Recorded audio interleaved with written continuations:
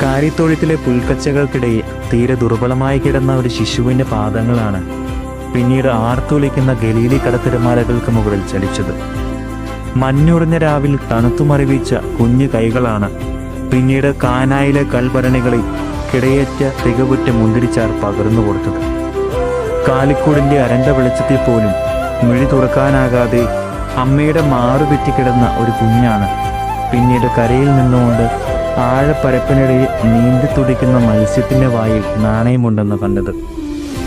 എന്തിനേറെ നാം എല്ലാവരും കൂടെ ചേർന്ന് ഒന്ന് കിടക്കുവാൻ സത്രത്തിൽ പോലും ഇടം നിഷേധിച്ച ഒരു കുഞ്ഞാണ് പിന്നീട് അവൻ്റെ നാട്ടിൽ നിഷേധികൾക്ക് വേണ്ടി ഭവനം പണിത് കാത്തിരിക്കുന്നത്.